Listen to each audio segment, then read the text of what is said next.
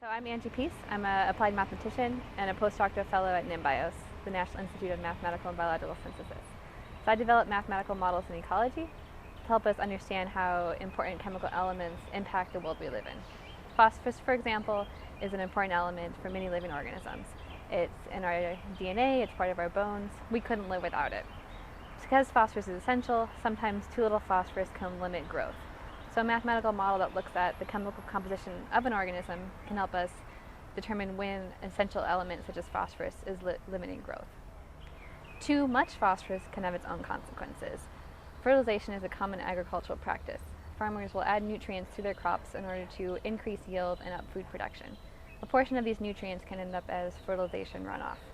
When an excess amount of nutrients, such as phosphorus, ends up entering an ecosystem, it can impact the habitat and the organisms that live in that habitat. This can lead to some severe consequences, such as harmful algae blooms, which can affect water quality and produce toxins that affect aquatic life as well as humans.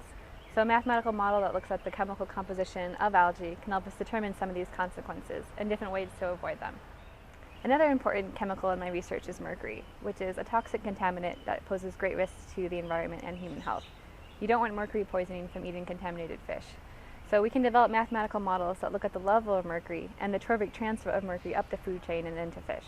These types of models can help improve risk assessment protocols and help us determine better conditions for good water quality. These are the types of important ecological questions that I use mathematics to help answer. As humans' activities continue to alter environmental balances and chemical cycles, it's becoming vital that we understand how these changes will impact the environment and the organisms that live in it. For more information about postdoctoral fellowships at the National Institute for Mathematical and Biological Synthesis, visit our website at www.nimbus.org.